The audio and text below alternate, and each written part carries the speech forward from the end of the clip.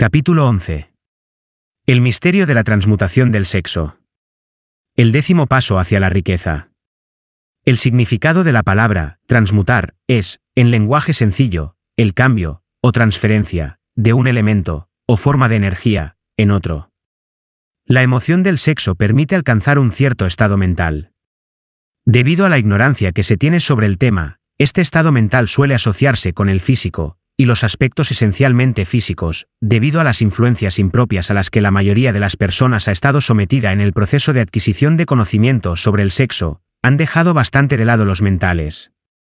La emoción del sexo tiene en el fondo de sí misma la posibilidad de 3 potencialidades constructivas, que son: 1. La perpetuación de la humanidad. 2. El mantenimiento de la salud, no tiene parangón como agente terapéutico. 3. La transformación de la mediocridad en genio a través de la transmutación. La transmutación del sexo es fácil y sencilla de explicar. Significa el cambio de la mente desde pensamientos de expresión física, a pensamientos de alguna otra naturaleza. El deseo sexual es el más poderoso de los deseos humanos. Cuando los hombres se ven impulsados por él, desarrollan agudeza de imaginación, valor, fuerza de voluntad, perseverancia y habilidad creativa desconocidos para ellos en otras ocasiones. El deseo del contacto sexual es tan fuerte e impulsor, que los hombres llegan a arriesgar su propia vida y su reputación para calmarlo. Esta fuerza motivadora, cuando es controlada y dirigida hacia otras líneas, conserva todos sus atributos de agudeza de imaginación, valor, etc., que pueden ser utilizados entonces como poderosas fuerzas creativas en la literatura, en el arte o en cualquier profesión o empresa, incluyendo, desde luego, la acumulación de riquezas. La transmutación de la energía sexual exige el ejercicio de la fuerza de voluntad, pero vale la pena hacer el esfuerzo a cambio de la recompensa. El deseo de expresión sexual es innato y natural. Ese deseo no puede ni debe ser sumergido ni eliminado. Pero debe proporcionársele una vía de salida a través de formas de expresión que enriquezcan el cuerpo, la mente y el espíritu del hombre. Si no se le proporciona esa vía de salida, por medio de la transmutación, buscará vías de salida mediante canales puramente físicos. Si se controla el agua de un río durante un tiempo, es posible construir una presa, pero, en último término, el río buscará una salida. Lo mismo puede decirse de la emoción del sexo. Puede quedar sumergida y ser controlada durante un tiempo, pero su propia naturaleza hace que ande siempre a la búsqueda de medios de expresión. Si no se transforma en algún otro esfuerzo creativo, encontrará una vía de salida mucho menos valiosa. Relación de logro en naturalezas sexuales muy desarrolladas. La persona que ha descubierto cómo proporcionar a la emoción sexual una vía de salida a través de alguna forma de esfuerzo creativo puede considerarse muy afortunada. La investigación científica ha puesto de manifiesto los siguientes hechos significativos. 1. Los hombres que han alcanzado mayores logros son aquellos que han desarrollado elevadas naturalezas sexuales, hombres que han aprendido el arte de la transmutación sexual. 2. Los hombres que han acumulado grandes fortunas y alcanzado un reconocimiento destacado en la literatura, el arte, la industria, la arquitectura y las profesiones, fueron motivados por la influencia de una mujer. La investigación a partir de la cual se hicieron estos descubrimientos se basó en páginas de biografía e historia de más de 2000 años. Cada vez que se encontraban pruebas en relación con las vidas de hombres y mujeres que habían alcanzado grandes logros, estas indicaban de un modo muy convincente que esas personas poseían naturalezas sexuales muy desarrolladas. La emoción del sexo es una fuerza irresistible, contra la cual no puede haber una oposición como la de un cuerpo inamovible. Cuando se ven impulsados por esta emoción, los hombres se hallan dotados de un superpoder para la acción. Una vez usted haya comprendido esta verdad, habrá captado el significado de la afirmación según la cual la transmutación sexual contiene el secreto de la habilidad creativa. Destruya las glándulas sexuales, ya sea en el hombre o en el animal irracional, y habrá eliminado la mayor fuente de acción. Como prueba de ello, observe lo que sucede con cualquier animal que haya sido castrado. Después de haber sido sexualmente alterado, un toro bravo se convierte en un animal tan dócil como una vaca. La alteración sexual le priva al macho, ya sea hombre o bestia, de toda la capacidad de lucha que lleva dentro. La alteración sexual de la hembra tiene el mismo efecto. LDS 10 estímulos de la mente. La mente humana responde a estímulos por medio de los cuales puede ser excitada, para alcanzar elevados grados de vibración, conocidos como entusiasmo, imaginación creativa, deseo intenso, etc. Los estímulos a los que la mente responde con mayor libertad son: 1. El deseo de expresión sexual. 2. Amor. 3. Un deseo ardiente de alcanzar fama, poder o ganancias financieras, dinero. 4. Música. 5. Amistad entre personas del mismo sexo, o con las del sexo opuesto. 6. Una alianza de equipo de trabajo, basada en la armonía de dos personas o más que se alían entre sí para el progreso espiritual o temporal. 7. El sufrimiento mutuo, como el experimentado por personas que se ven perseguidas. 8. Autosugestión. 9. Temor. 10. Narcóticos y alcohol. El deseo de expresión sexual se encuentra a la cabeza de la lista de estímulos, por ser el que con mayor efectividad eleva la mente e inicia el giro de las ruedas de la acción física. 8 de los estímulos de esta lista son naturales y constructivos. 2 de ellos son destructivos. Esta lista se ha presentado aquí con el propósito de permitir que usted efectúe un estudio comparativo de las grandes fuentes de la estimulación mental. A partir de ese estudio, verá con facilidad que la emoción del sexo es, con mucha ventaja, el más intenso y poderoso de todos los estímulos mentales. Algún sabiondo ha dicho que un genio es un hombre que lleva el cabello largo, come con descuido, vive solo y sirve de objetivo para quienes hacen los chistes. Una definición mucho mejor de un genio es un hombre que ha descubierto cómo incrementar la intensidad de pensamiento hasta el punto de poder comunicarse libremente con fuentes de conocimiento no disponibles a través de la proporción ordinaria del pensamiento. Cualquier persona que piense querrá hacer más preguntas referentes a esta definición de lo que es un genio. La primera pregunta a plantear sería: ¿cómo puede uno comunicarse con las fuentes del conocimiento que no estén disponibles a través del pensamiento ordinario? La siguiente pregunta sería: ¿hay fuentes de conocimiento conocidas que solo estén disponibles para los genios y, en tal caso, cuáles son esas fuentes y cómo se las puede alcanzar exactamente? Aportaremos pruebas que usted podrá utilizar como evidencia, a través de la experimentación propia, y al hacerlo así, también contestaremos a esas dos preguntas. El genio se realiza a través del sexto sentido. La realidad de la existencia del sexto sentido ha sido bastante bien establecida ya. Este sexto sentido es la imaginación creativa. La facultad de la imaginación creativa es algo que la mayoría de la gente no utiliza nunca a lo largo de su vida, y si lo hace suele sucederles por mero accidente. Un número de personas relativamente pequeño utiliza la facultad de la imaginación creativa con deliberación y propósito premeditado. Quienes utilizan esta facultad voluntariamente, y quienes comprenden sus funciones, son genios. La facultad de la imaginación creativa es el vínculo directo de unión entre la mente finita del hombre y la inteligencia infinita. Todas las denominadas revelaciones, a las que uno se refiere en el ámbito de la religión, y todos los descubrimientos de principios básicos o nuevos en el campo de la invención, se producen por medio de la facultad de la imaginación creativa. ¿De dónde surgen los presentimientos? Cuando en la mente de una persona surgen ideas o conceptos, a través de lo que popularmente se denomina un presentimiento o intuición, estos proceden de una, o más, de las siguientes fuentes. 1. La inteligencia infinita. 2. El propio subconsciente, donde se halla almacenada toda impresión sensorial y todo impulso de pensamiento que ha llegado alguna vez al cerebro a través de cualquiera de los 5 sentidos. 3. De la mente de alguna otra persona que acaba de expresar el pensamiento, o que esboza o describe la idea o concepto a través del pensamiento consciente. 4. Del almacén subconsciente de la otra persona. No existen otras fuentes conocidas de las que se puedan recibir ideas, inspiradas, o presentimientos.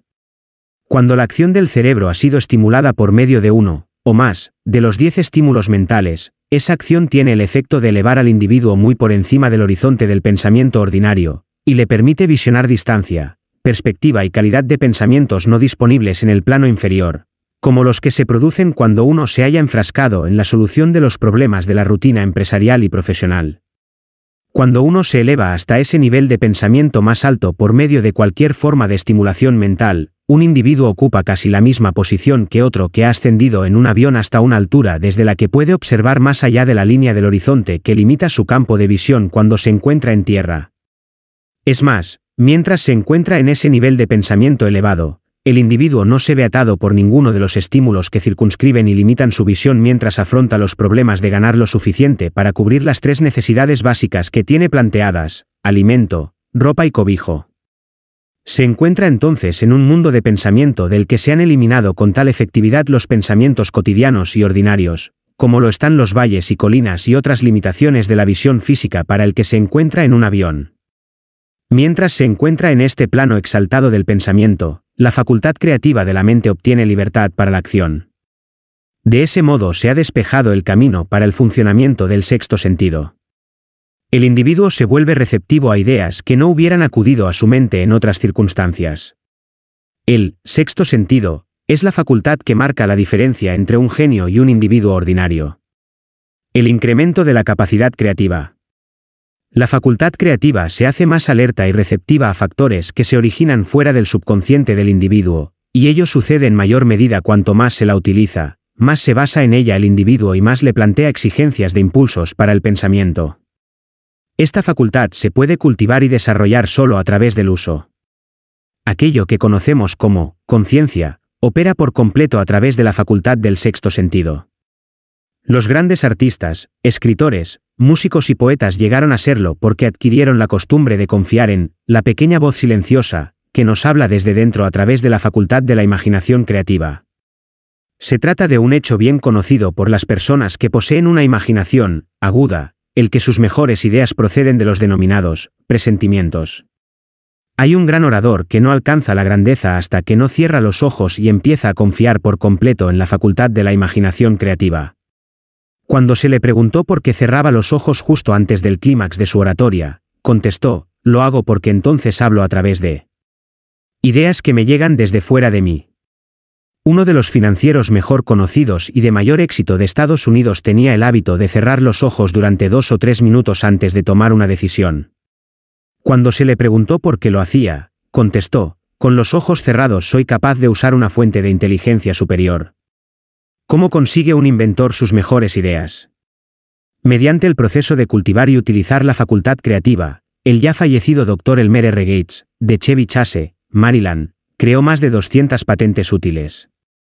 Su método es significativo e interesante al mismo tiempo para todo aquel que se sienta interesado por alcanzar el estatus de genio, a cuya categoría perteneció el Dr. Gates, sin el menor género de dudas. El Dr. Gates fue uno de los científicos más grandes del mundo, aunque menos conocidos del gran público.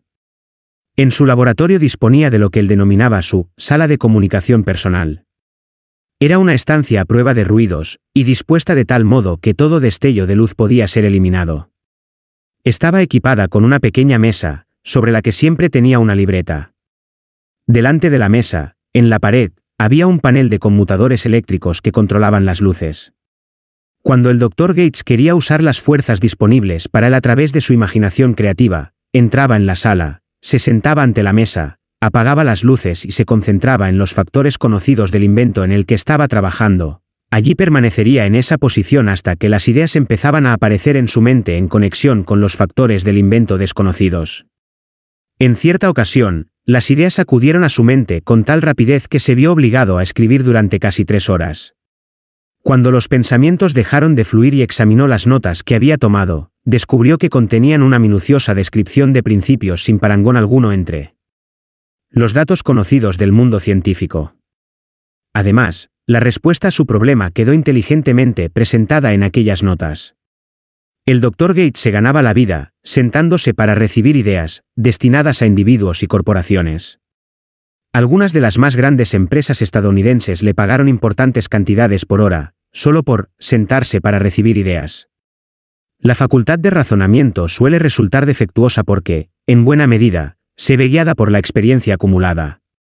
No todo el conocimiento que uno acumula por medio de la experiencia es exacto.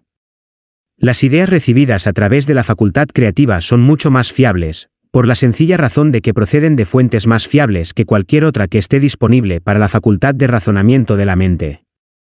Los métodos empleados por los genios están disponibles para usted. La principal diferencia entre el genio y el inventor ordinario de cachivaches puede hallarse en el hecho de que el primero trabaja a través de su facultad de imaginación creativa, mientras que el chiflado no sabe nada de esa facultad. El inventor científico hace uso tanto de la facultad sintética como de la facultad creativa de la imaginación. Por ejemplo, el inventor científico, cuando empieza un invento, organiza y combina las ideas conocidas o los principios acumulados gracias a la experiencia, empleando para ello su facultad sintética, la facultad de razonamiento. Si descubre que ese conocimiento acumulado es insuficiente para llevar a cabo su invento, entonces utiliza las fuentes de conocimiento de que dispone a través de su facultad creativa. El método que emplea varía con cada individuo, pero este es, en esencia, el procedimiento. 1. Estimula su mente de modo que funcione en un plano superior al normal, y para ello utiliza alguno de los 10 estímulos mentales, u otro estimulante de su elección. 2. Se concentra en los factores conocidos, la parte terminada, de su invento, y crea en su mente una imagen perfecta de los factores desconocidos, la parte no acabada, de su invento. Conserva esa imagen en su mente hasta que ha sido captada por el subconsciente, luego se relaja, elimina toda clase de pensamiento y espera a que la respuesta que busca surja en su mente. A veces, los resultados son definitivos e inmediatos. En otras ocasiones, los resultados son negativos, dependiendo del estado de desarrollo del sexto sentido, o de la facultad creativa. El señor Edison probó más de 10.000 combinaciones diferentes de ideas a través de la facultad sintética de su imaginación, antes de conectar con la facultad creativa, y entonces fue cuando encontró la respuesta que le permitió perfeccionar la lámpara incandescente. Su experiencia fue similar cuando inventó el fonógrafo. Existen numerosas pruebas fiables de la existencia de la facultad de la imaginación creativa. Disponemos de esas pruebas gracias al análisis exacto de personas que se han convertido en líderes en sus campos de actuación, sin haber tenido una educación muy amplia. Lincoln fue un notable ejemplo de un gran líder que alcanzó la grandeza a través del descubrimiento y el uso de esa facultad de la imaginación creativa. Descubrió y empezó a utilizar esta facultad como resultado de la estimulación del amor, que experimentó después de haber conocido a Tine Rudetge, una afirmación de la más alta importancia en conexión con el estudio de la fuente del genio. La fuerza impulsora del sexo. Las páginas de la historia están llenas de casos de grandes líderes cuyos logros se basaron en la influencia de mujeres que despertaron en ellos las facultades creativas de sus mentes a través del estímulo sexual. Napoleón Bonaparte fue uno de ellos. Cuando se sintió inspirado por su primera esposa, Josefina, fue irresistible e invencible.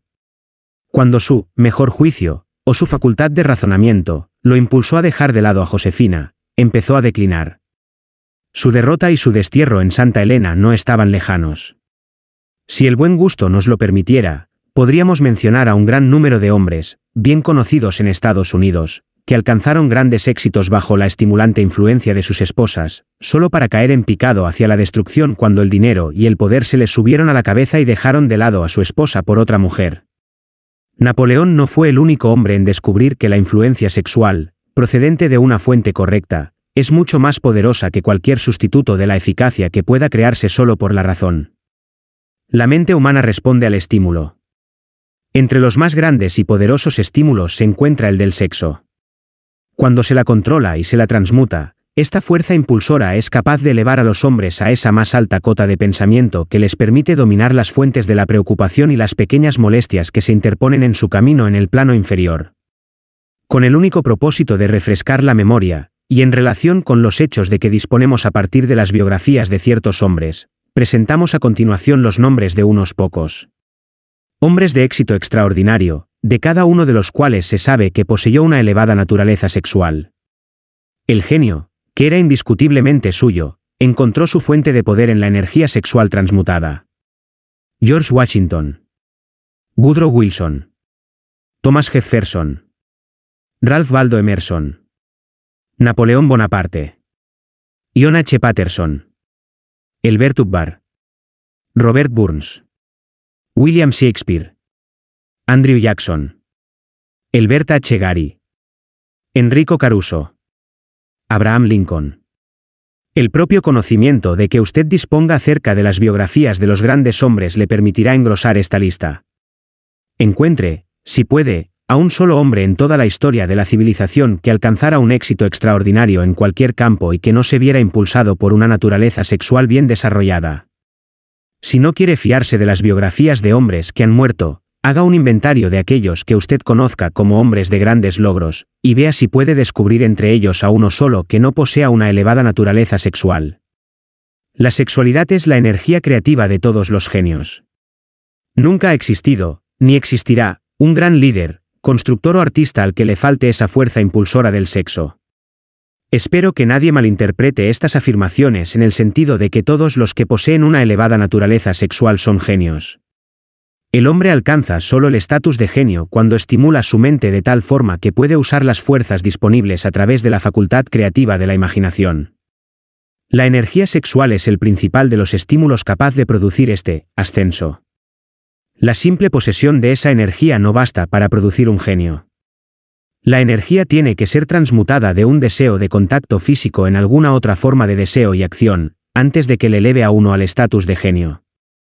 Lejos de convertirse en genios gracias a unos grandes deseos sexuales, la mayoría de los hombres se degradan a sí mismos con una mala interpretación y utilización de esa gran fuerza, hasta alcanzar el estatus de animales inferiores. Porque los hombres rara vez alcanzan el éxito antes de los 40. A partir del análisis de más de 25.000 personas, descubrí que los hombres que alcanzan el éxito de una forma destacada, raras veces lo hacen antes de cumplir los 40 años, y muy a menudo no emprenden su verdadero paso hasta mucho más allá de los 50. Este hecho me resultó tan sorprendente que me impulsó a revisar su causa con mayor cuidado. Ese estudio puso de manifiesto el hecho de que la razón principal por la que la gran mayoría de los hombres que tienen éxito no empiezan a alcanzarlo antes de los 40 o de los 50 años es debida a su tendencia a disipar sus energías a través de una excesiva complacencia en la expresión física de la emoción del sexo. La mayoría de los hombres nunca aprende que la urgencia del sexo tiene otras posibilidades que trascienden con mucho en importancia de la simple expresión física. A la mayoría les viene este descubrimiento después de haber despilfarrado muchos años, en un periodo en el que la energía sexual se encuentra en su punto más alto, antes de los 45 o los 50 años. Habitualmente, a ese periodo sigue otro de logros notables. Las vidas de muchos hombres cercanos a la cuarentena, o que ya la han dejado atrás, refleja una continuada disipación de energías, que podrían haber sido dirigidas con mucho más provecho hacia canales mejores. Extienden de manera alocada sus emociones más exquisitas y poderosas a los 4 vientos. El deseo de expresión sexual es, con gran diferencia, el más fuerte e impulsor de todas las emociones humanas, y, por esa misma razón, cuando ese deseo se controla y se transmuta en acción en lugar de en expresión física, puede elevarle a uno hacia la consecución de grandes logros. El mayor de los estimulantes de la mente. En la historia no faltan ejemplos de hombres que alcanzaron el estatus de genio como resultado del uso de estimulantes mentales artificiales, ya sea en forma de alcohol o de narcóticos. Edgar Allan Poe escribió El Cuervo cuando se hallaba bajo la influencia del licor, soñando sueños que ningún mortal se atrevió a soñar jamás. James Whitcomb Riley escribió lo mejor de su producción literaria hallándose bajo la influencia del alcohol. Quizá fuera así como viera, el ordenado entrelazamiento de lo real y del sueño, el molino por encima del río y la niebla por encima de la corriente. Robert Burns escribió sus mejores páginas estando intoxicado. Por los tiempos de antaño, cariño mío, tomaremos una taza de amabilidad ahora, por los tiempos de antaño. Pero recordemos también que muchos de esos hombres terminaron por destruirse a sí mismos. La naturaleza ha preparado sus propios venenos con los que los hombres pueden estimular sus mentes para conectar con esos pensamientos, exquisitos y raros, que proceden, nadie sabe de dónde. Jamás se ha encontrado sustitutivo alguno satisfactorio de los estimulantes naturales. Es un hecho bien conocido por los psicólogos que existe una relación muy estrecha entre los deseos sexuales y las urgencias espirituales, un hecho que explica el comportamiento peculiar de la gente que participa en las orgías como renacimientos religiosos, comunes entre los pueblos primitivos. Las emociones humanas son las que gobiernan el mundo y las que establecen el destino de la civilización. La gente se ve influida en sus acciones no por la razón, sino por los sentimientos. Las emociones, y no la razón fría, son las que ponen en movimiento toda la facultad creativa de la mente. Y la más poderosa de todas las emociones humanas es la del sexo. Hay otros estímulos mentales, algunos de los cuales hemos citado, pero ni uno solo de ellos, ni todos ellos combinados, puede igualar el poder impulsor del sexo. Un estimulante mental es cualquier fuerza que aumente de forma temporal o permanente la intensidad del pensamiento. Los 10 grandes estimulantes descritos con anterioridad son aquellos a los que se recurre con mayor frecuencia. A través de estas fuentes podemos comunicarnos con la inteligencia infinita, o penetrar a voluntad en el almacén del subconsciente, ya sea del propio o del de otra persona, un procedimiento que es todo lo que caracteriza al genio. El almacén del magnetismo personal. Un profesor, que ha entrenado y dirigido los esfuerzos de más de 30.000 vendedores, hizo el asombroso descubrimiento de que los vendedores más eficientes son aquellos que poseen una elevada naturaleza sexual. La explicación la encontramos en el hecho de que el factor de la personalidad conocido como magnetismo personal no es ni más ni menos que energía sexual. Las personas de elevada naturaleza sexual poseen siempre una gran reserva de magnetismo. Esta fuerza vital puede ser utilizada, a través del cultivo y la comprensión de la misma, como un elemento de gran ventaja en las relaciones entre las personas. Es posible comunicar esa energía a los demás a través de los siguientes medios. 1. El apretón de manos. El contacto de la mano indica al instante la presencia de magnetismo, o la falta del mismo. 2. El tono de voz. El magnetismo, o la energía sexual, es el factor capaz de colorear la voz, o hacerla musical y encantadora. 3. Postura y porte del cuerpo. Las personas de elevada naturaleza sexual se mueven con energía, gracia y facilidad. 4. Las vibraciones de pensamiento. Las personas de elevada naturaleza sexual mezclan la emoción del sexo con sus pensamientos, o pueden hacerlo así a voluntad, y, de ese modo, influyen sobre quienes les rodean. 5. Adorno del cuerpo. Las personas de elevada naturaleza sexual suelen ser muy cuidadosas en cuanto a su apariencia física. Suelen seleccionar ropa de un estilo conveniente para su personalidad, figura, complexión, etc. Cuando contrata a los trabajadores de su sección, el director de ventas más capaz busca como primer requisito de todo vendedor la cualidad del magnetismo personal. Las personas a las que les falta energía sexual nunca llegarán a ser entusiastas, ni inspirarán entusiasmo, y este es uno de los requisitos más importantes de todo vendedor, sin que importe lo que venda. El portavoz público, el orador, el predicador, el abogado o el vendedor al que le falte energía sexual es un pesado, en cuanto a su capacidad para influir sobre los demás se refiere. Si a ello se añade el hecho de que la mayoría de la gente solo es influible a través de una apelación a sus emociones, comprenderá usted la importancia de la energía sexual como parte de la habilidad innata de un vendedor. Los buenos vendedores lo son porque transmutan, consciente o inconscientemente, la energía del sexo en entusiasmo de ventas. En esta afirmación se puede encontrar una sugerencia muy práctica en cuanto al verdadero significado de lo que es la transmutación sexual. El vendedor que sabe cómo apartar su mente del tema del sexo y dirigirla hacia el esfuerzo de venta con el mismo entusiasmo y determinación con que la aplicaría a su propósito original, ha adquirido el arte de la transmutación del sexo, tanto si lo sabe como si no.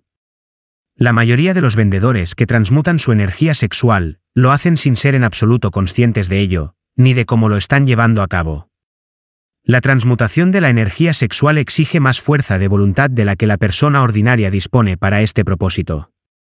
Aquellos a quienes les resulta difícil reunir la fuerza de voluntad suficiente para la transmutación, pueden adquirir esta habilidad gradualmente. Aunque eso requiere fuerza de voluntad, la recompensa que se obtiene con esta práctica hace que el esfuerzo valga la pena. Falsas creencias de que el sexo daña la personalidad. La gran mayoría de la gente parece ser imperdonablemente ignorante acerca de todo lo referente al sexo. En términos generales, la urgencia del sexo ha sido interpretada mal por parte de los ignorantes y las personas malvadas, que la han calumniado y se han burlado de ella. Aquellos hombres y mujeres conocidos por haber sido bendecidos, sí, bendecidos, con una elevada naturaleza sexual, suelen ser considerados como personas a las que vale la pena observar. Pero, en lugar de considerarlas como benditas, se las considera como malditas. Millones de personas sufren complejos de inferioridad, incluso en nuestra época, que se han desarrollado debido a la falsa creencia de que una elevada naturaleza sexual es una maldición. Estas afirmaciones sobre la virtud de la energía sexual no deben interpretarse como una justificación del libertinaje. La emoción del sexo solo es una virtud cuando es utilizada con inteligencia y con discriminación. Puede ser mal empleada, y a menudo lo es, hasta el punto de que empobrece, en lugar de enriquecer, tanto el cuerpo como la mente. Al autor le pareció muy importante el descubrimiento de que casi todos los grandes líderes a quienes tuvo el privilegio de analizar eran hombres cuyos logros fueron ampliamente inspirados por una mujer. En muchos de esos casos, la mujer en cuestión era una esposa modesta y abnegada, de la que el público había oído hablar muy poco o nada. En unos pocos casos, la fuente de inspiración pudo descubrirse en la otra mujer. Toda persona inteligente sabe que la estimulación en exceso a base de bebidas alcohólicas y narcóticos es una destructiva forma de intemperancia. Sin embargo, no todo el mundo sabe que el exceso en la expresión sexual puede convertirse en un hábito tan destructivo y negativo para el esfuerzo creativo como los narcóticos o el licor. Un loco sexual no es, en esencia, muy diferente de un hombre drogado. Ambos han perdido el control sobre sus facultades de razonamiento y de fuerza de voluntad.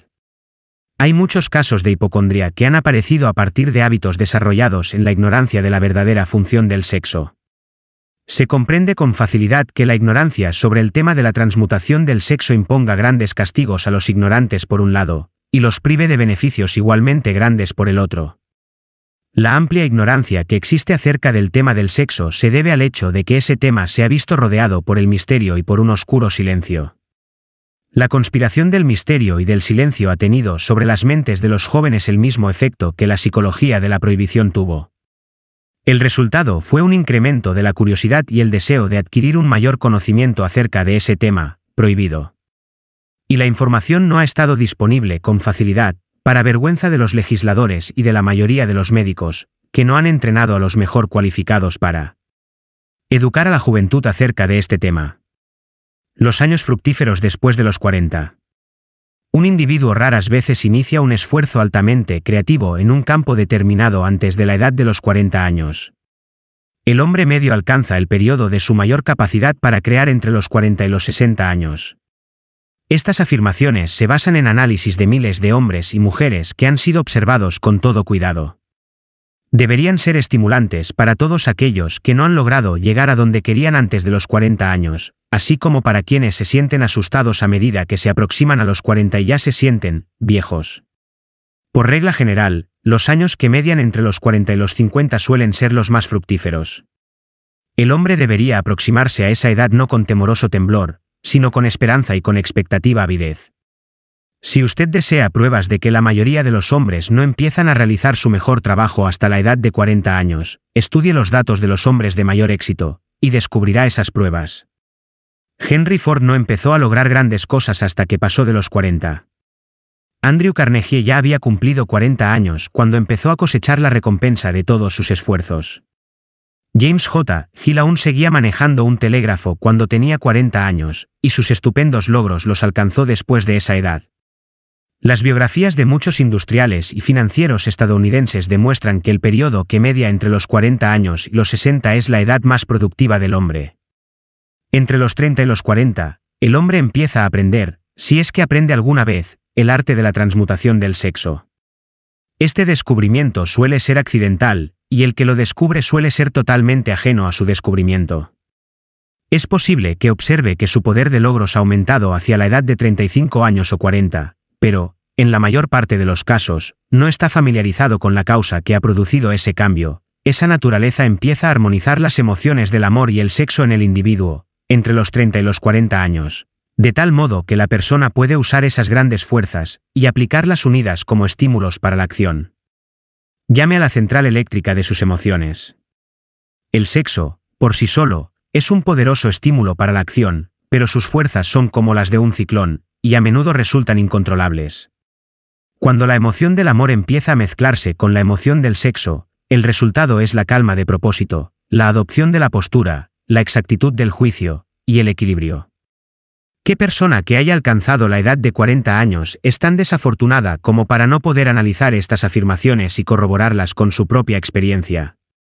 Cuando se ve impulsado por su deseo de agradar a una mujer, basándose únicamente en la emoción del sexo, un hombre puede ser capaz, y por lo general lo es, de alcanzar un gran logro, pero es muy posible que sus acciones sean desorganizadas, estén distorsionadas y resulten destructivas. Cuando se ve impulsado por su deseo de agradar a una mujer, basándose únicamente en la motivación del sexo, un hombre es capaz de robar, engañar, e incluso de asesinar.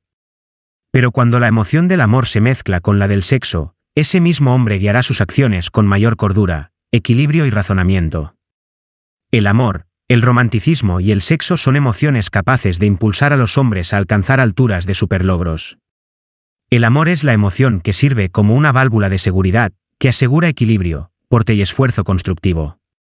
Cuando estas tres emociones se combinan, son capaces, por sí solas, de elevarlo a uno a la altura de un genio. Las emociones son estados de la mente. La naturaleza ha proporcionado al hombre una química de la mente, que opera de una manera similar a los principios de la química de la materia. Es un hecho bien conocido que, con la ayuda de la química de la materia, un químico puede crear un veneno mortal mezclando ciertos elementos, ninguno de los cuales es nocivo si se toma por sí solo en las proporciones correctas. Del mismo modo, las emociones se pueden combinar de tal forma que produzcan un veneno mortal. Cuando las emociones del sexo y los celos se mezclan, una persona puede convertirse en una bestia de mente. La presencia de una emoción destructiva, o de varias, en la mente humana, a través de la química de la mente, constituye un veneno capaz de destruir el sentido de justicia y equidad de la persona. El camino que conduce al genio lo emprenden el desarrollo, el control y el uso del sexo, el amor y el romanticismo. En resumen, el proceso se desarrolla como sigue. Estimula la presencia de estas emociones como los pensamientos dominantes en la mente de uno, y desanima la presencia de todas las emociones destructivas. La mente es una criatura de hábito. Se esfuerza por alcanzar los pensamientos dominantes de los que se alimenta.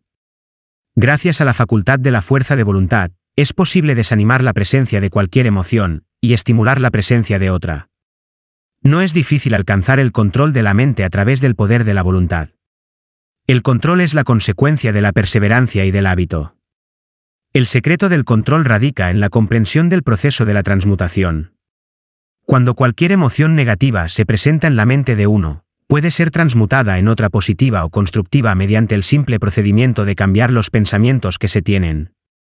El único camino que conduce al genio es el esfuerzo voluntario y consciente. Un hombre solo podrá alcanzar grandes alturas de logros financieros o empresariales gracias a la fuerza impulsora de la energía sexual, pero la historia está llena de pruebas de que uno puede llevar consigo, como así suele suceder, ciertos rasgos de carácter que lo privan de su habilidad para conservar o disfrutar de su fortuna. Vale la pena analizar, pensar y meditar en ello porque aquí se afirma una verdad cuyo conocimiento puede resultar muy útil, tanto a las mujeres como a los hombres. La ignorancia de este hecho ha costado a muchos miles de personas la pérdida de su privilegio de la felicidad, aun a pesar de que posean riquezas. Quien ama de veras nunca puede perder por completo. Los recuerdos del amor nunca pasan. Permanecen, guían e influyen mucho después de que la fuente de estímulo se haya desvanecido. No hay nada de nuevo en esto. Toda aquella persona que se haya sentido conmovida por un amor genuino sabe que éste deja huellas perdurables en el corazón humano. El efecto del amor perdura porque la naturaleza del amor es espiritual. El hombre que no pueda ser estimulado para alcanzar grandes alturas de logros por medio del amor no tiene esperanza alguna, está como muerto, aunque pueda parecer vivo. Recuerde algunas cosas del ayer, y sumerja su mente en los hermosos recuerdos de un amor pasado. Eso suavizará la influencia de las actuales preocupaciones y molestias, las realidades de la vida, y, quién sabe, durante esta retirada temporal, su mente le llevará al mundo de la fantasía, las ideas o los planes capaces de cambiar todo el estatus financiero, o el espiritual, de su vida. Si usted cree que es desgraciado porque ha amado y perdido, olvide esa idea. Todo aquel que ha amado de veras nunca pierde por completo. El amor es caprichoso y temperamental. Llega cuando quiere, y se va sin la menor advertencia.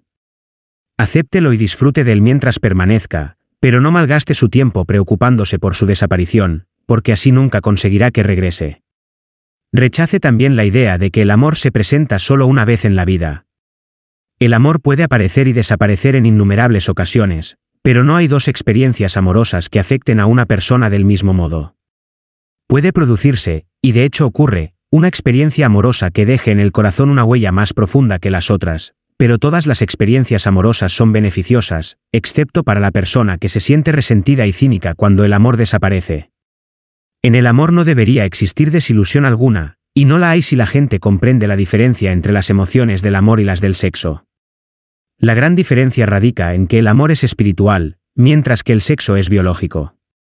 Ninguna experiencia que afecte al corazón humano con una fuerza espiritual puede ser nociva, excepto como consecuencia de la ignorancia o de los celos.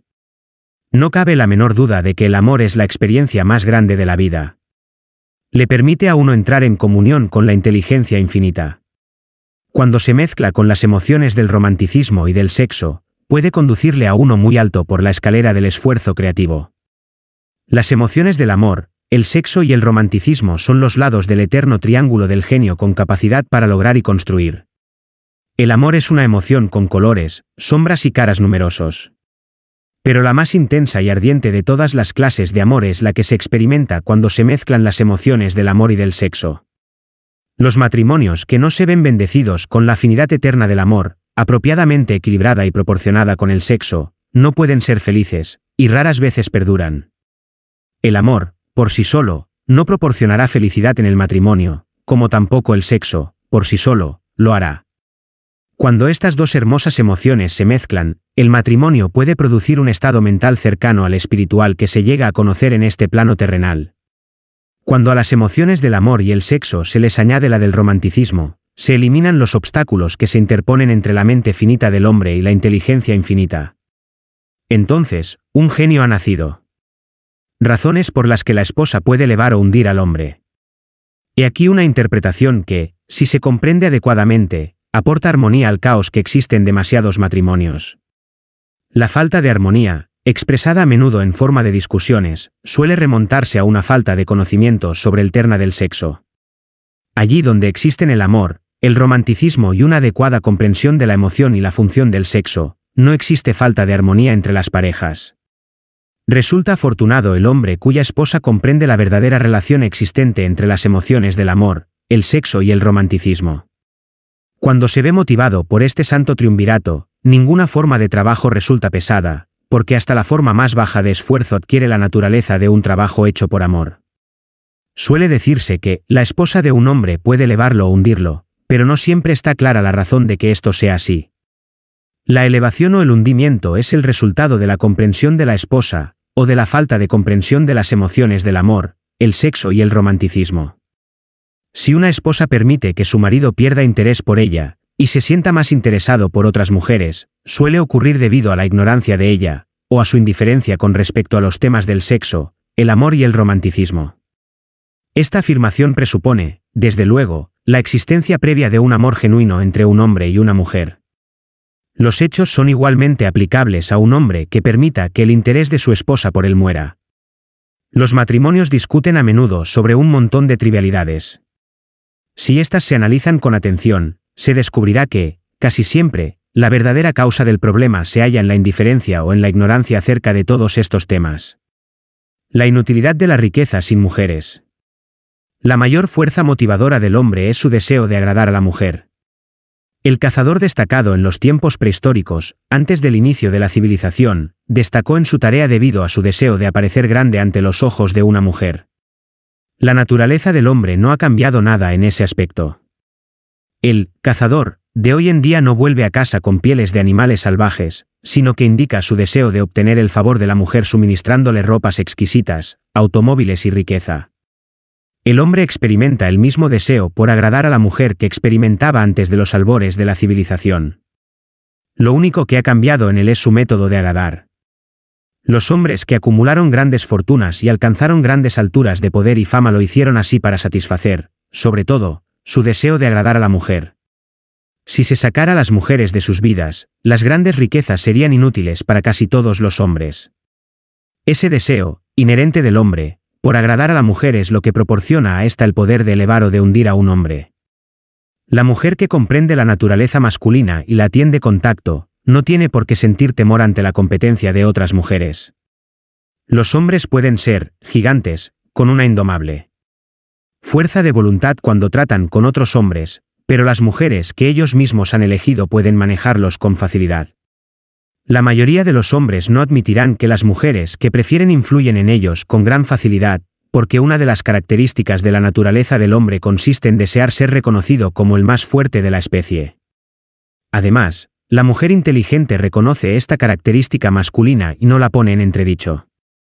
Algunos hombres saben que son influidos por las mujeres de su elección, esposa, amante, madre o hermana, pero se contiene en contacto para no rebelarse contra esa influencia, porque son lo bastante inteligentes como para saber que ningún hombre es feliz ni está completo sin la influencia modificadora de la mujer correcta. El hombre que no reconozca esta importante verdad se priva a sí mismo del poder que ha contribuido, más que cualesquiera otras fuerzas combinadas, a ayudar a los de su género a alcanzar el éxito. Capítulo 12. El subconsciente, el eslabón. El 11º paso hacia la riqueza. El subconsciente es un campo de conciencia en el que todo impulso de pensamiento que alcanza la mente consciente a través de cualquiera de los 5 sentidos se ve clasificado y registrado, y del que se pueden recordar o retirar los pensamientos, del mismo modo que se sacan las cartas de un archivador. Recibe y archiva las impresiones sensoriales o los pensamientos, con independencia de su naturaleza. Cualquier plan, pensamiento o propósito que se desee trasladar en su equivalente físico o monetario puede plantarse a voluntad en el subconsciente. Este actúa primero sobre los deseos dominantes que se han mezclado con sensaciones emocionales, tales como la fe. Consideremos esto en conexión con las instrucciones contenidas en el capítulo sobre el deseo, para dar los 6 pasos esbozados allí, así como con las instrucciones acerca de la construcción y ejecución de planes, y se habrá comprendido la importancia que este pensamiento conlleva. El subconsciente funciona de día y de noche. A través de un método de procedimiento, desconocido para el hombre, la mente subconsciente utiliza las fuerzas de la inteligencia infinita para disponer del poder con el que transmuta voluntariamente los deseos de una persona en su equivalente monetario, empleando siempre los medios más prácticos con los que pueda lograrse este fin. No se puede controlar por completo la mente subconsciente, pero sí es posible transmitirle cualquier plan, deseo o propósito que se desee transformar en una forma concreta. Vuelva a leer las instrucciones acerca del uso del subconsciente en el capítulo sobre la autosugestión. Existen numerosas evidencias que aprueban la creencia de que el subconsciente es el vínculo de conexión entre la mente finita del hombre y la inteligencia infinita. El subconsciente es el intermediario a través del cual se pueden utilizar a voluntad las fuerzas de la inteligencia infinita. Él, por sí solo, contiene el proceso secreto por el que se modifican y se cambian los impulsos mentales para constituir su equivalente espiritual. Él, por sí solo, es el medio a través del cual se puede transmitir la oración a la fuente capaz de contestar a esa misma oración. Cómo energetizar el subconsciente para el esfuerzo creativo. Las posibilidades del esfuerzo creativo conectado con el subconsciente son grandiosas e imponderables, hasta el punto de que a uno le inspiran respeto. Nunca abordo la discusión del subconsciente sin experimentar una sensación de pequeñez e inferioridad, debido quizás al hecho de que sea tan lastimosamente limitada la reserva de conocimientos que poseemos sobre el tema. Una vez aceptada la realidad de la existencia del subconsciente, y comprendidas sus posibilidades como un medio para transmutar sus propios deseos en su equivalente físico o monetario, comprenderá todo el significado de las instrucciones dadas en el capítulo sobre el deseo. También comprenderá por qué se le ha advertido repetidas veces la necesidad de aclarar sus deseos y reducirlos a una forma escrita. Asimismo entenderá la necesidad de la perseverancia en la tarea de llevar a cabo las instrucciones. Los 13 principios son los estímulos con los que se adquiere la habilidad de alcanzar e influir sobre su subconsciente. No se desanime si no puede conseguirlo al primer intento. Recuerde que el subconsciente solo podrá ser dirigido voluntariamente mediante el hábito, y bajo las directrices expuestas en el capítulo sobre la fe. Aún no ha tenido usted el tiempo suficiente para dominar la fe. Sea paciente, y también perseverante. Aquí se repetirán muchas de las afirmaciones hechas ya en los capítulos sobre la fe y la autosugestión, con el propósito de beneficiar a su subconsciente. Recuerde que ese subconsciente funciona de una forma voluntaria, al margen de que usted haga o no algún esfuerzo por influir sobre ella. Esto, por supuesto, le sugiere que los pensamientos relativos al temor y a la pobreza, así como todos los pensamientos negativos, sirven como estímulos para su mente subconsciente, a menos que usted controle esos impulsos, y alimente su subconsciente con un alimento más deseable. El subconsciente no permanecerá ocioso. Si no logra plantar deseos en él, entonces se alimentará de pensamientos que le llegarán como resultado de su propia negligencia. Ya hemos explicado que los impulsos del pensamiento, tanto positivo como negativo, llegan continuamente a la mente subconsciente a partir de las 4 fuentes que hemos mencionado en el capítulo sobre la transmutación del sexo. Por el momento, es suficiente con que recuerde que usted vive a diario, en medio de toda clase de impulsos del pensamiento que llegan a su mente subconsciente, incluso sin su conocimiento. Algunos de esos impulsos son negativos, mientras que otros son positivos. Usted se halla enfrascado ahora en la tarea de intentar ayudar a cerrar el flujo de los impulsos negativos, y ayudar a influir voluntariamente sobre su subconsciente por medio de impulsos positivos de deseo. Una vez que haya logrado esto, poseerá la clave que le abra la puerta a su subconsciente. Además, controlará esa puerta de un modo tan completo que ningún pensamiento no deseado llegará a influir sobre su mente subconsciente. Todo aquello que el hombre crea empieza con un impulso del pensamiento.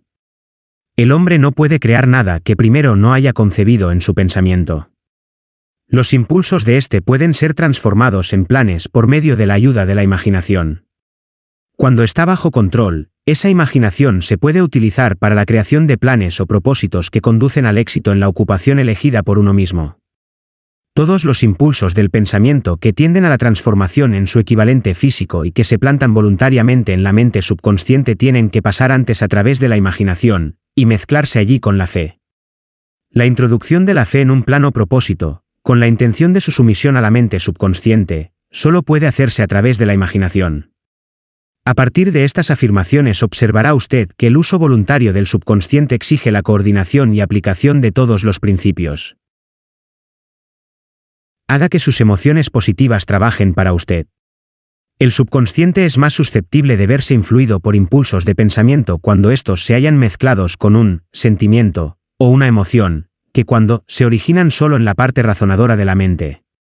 De hecho, hay muchas pruebas que apoyan la teoría de que los pensamientos emocionalizados son los únicos que ejercen alguna acción influyente sobre la mente subconsciente. Es un hecho bien conocido que la emoción, o el sentimiento, gobierna a la mayoría de la gente. Si es cierto que el subconsciente responde con mayor rapidez y se ve influido con más facilidad por los impulsos del pensamiento que se hallan mezclados con la emoción, se comprenderá lo esencial que es familiarizarse con las más importantes de las emociones. Existen 7 grandes emociones positivas, y 7 grandes emociones negativas. Las negativas se inyectan voluntariamente en los impulsos del pensamiento, que aseguran su paso hacia el subconsciente. Las positivas, en cambio, tienen que ser inyectadas, a través de la disciplina de la autosugestión, en los impulsos del pensamiento que el individuo desee pasar a su subconsciente. En el capítulo sobre la autosugestión se han dado instrucciones al respecto. Estas emociones o impulsos sentimentales podemos compararlas con la levadura en la hogaza de pan, porque constituyen el elemento de acción que transforma los impulsos del pensamiento de un estado pasivo a otro activo. De ese modo se comprende por qué se puede actuar con más facilidad sobre los impulsos de pensamiento que han sido bien mezclados con la emoción, que sobre los impulsos de pensamiento originados en un razonamiento frío. Usted se está preparando para influir y controlar la audiencia interna de su mente subconsciente con objeto de transmitirle el deseo de obtener dinero, que quiere transmutar en su equivalente monetario. En consecuencia, es esencial que comprenda el método de aproximación a esta audiencia interna. Usted debe hablar su mismo lenguaje, puesto que, en caso contrario, no atenderá a su llamada, ya que comprende mejor el lenguaje de la emoción o del sentimiento. En consecuencia, describamos aquí las 7 grandes emociones positivas, y las 7 grandes emociones negativas, para que usted utilice las positivas y evite las negativas cuando transmita instrucciones a su subconsciente. Las 7 grandes emociones positivas. La emoción del deseo. La emoción de la fe, la emoción del amor, la emoción del sexo, la emoción del entusiasmo, la emoción del romanticismo, la emoción de la esperanza. Hay otras emociones positivas, pero estas 7 son las más poderosas, y las que se utilizan con mayor frecuencia en el esfuerzo creativo. Domine estas 7 emociones, solo podrá conseguirlo mediante el uso, y las otras emociones positivas estarán también a su disposición cuando las necesite. En relación con esto, recuerde que usted está estudiando un libro que tiene la intención de ayudarle a desarrollar una conciencia del dinero, llenándole la mente de emociones positivas. Las 7 grandes emociones negativas, que deben evitarse. La emoción del temor, la emoción de los celos, la emoción del odio, la emoción de la venganza, la emoción de la avaricia. La emoción de la superstición, la emoción de la cólera. La mente no puede verse ocupada por emociones positivas y negativas al mismo tiempo. En cada momento, unas u otras tienen que dominar. Nuestra responsabilidad consiste en asegurarnos que las emociones positivas constituyan la influencia dominante de nuestra mente. Para ello le será de gran ayuda la ley del hábito. Adquiera el hábito de aplicar y utilizar las emociones positivas. Acabarán por dominar su mente de una forma tan completa que las negativas no podrán ya penetrar en ella. Solo si sigue estas instrucciones literal y completamente podrá adquirir control sobre su subconsciente. La presencia de una sola emoción negativa en su subconsciente basta para destruir todas las posibilidades de obtener ayuda constructiva de su subconsciente. El secreto de la plegaria eficaz. Si usted es una persona observadora, se habrá dado cuenta de que la mayoría de la gente recurre a la oración solo después de que todo lo demás haya fracasado. O bien rezan mediante un ritual de palabras sin significado. Y, como es un hecho que la mayoría de la gente solo reza después de que todo lo demás haya fracasado, acuden a orar con las mentes llenas de temor y de dudas, que son las emociones que actúan sobre el subconsciente y pasan a la inteligencia infinita. Del mismo modo, esta es la emoción que la inteligencia infinita recibe y sobre la que actúa. Si usted reza por algo, pero mientras lo hace experimenta el temor de no recibirlo, o teme que la oración no actúe sobre la inteligencia infinita, esa plegaria habrá sido en vano. A veces, la oración tiene como resultado la realización de aquello por lo que se ha rezado. Si ha pasado alguna vez por la experiencia de recibir aquello por lo que rezó, retroceda en su memoria, y recuerde el estado mental de aquel momento en el que estaba orando. Sabrá entonces, con toda seguridad, que la teoría aquí descrita es algo más que una simple teoría. El método mediante el que usted puede comunicarse con la inteligencia infinita es muy similar a aquel por el que la vibración del sonido se comunica a través de la radio. Si usted comprende el principio de funcionamiento de la radio, sabrá, sin lugar a dudas, que el sonido no se puede comunicar hasta haber sido transformado en una serie de vibraciones que el oído humano no puede detectar. La emisora de radio capta el sonido de la voz humana y lo modifica elevando la vibración millones de veces. Solo de este modo es posible comunicar la energía del sonido a través del espacio. Una vez efectuada la transformación, la energía, que originariamente se produjo en forma de vibraciones de sonido, se transporta hasta los receptores de radio, los cuales reconvierten esa energía a su nivel de vibración original, de tal modo que pueda reconocerse como sonido. La mente subconsciente es el intermediario que traduce las oraciones de uno en términos que la inteligencia infinita pueda reconocer, presenta el mensaje y trae de nuevo la respuesta en forma de un plan, o de una idea, definido para procurar el objeto de la plegaria. Si usted comprende este principio, sabrá por qué las simples palabras leídas en un libro de oraciones no sirven, y nunca servirán, como una agencia de comunicación entre la mente del hombre y la inteligencia infinita. Cualquiera puede desear riquezas, y la mayoría de la gente las desea, pero solo unos pocos saben que los únicos medios fiables de acumular riqueza son mediante un plan definido, además de un ardiente deseo de alcanzar la riqueza.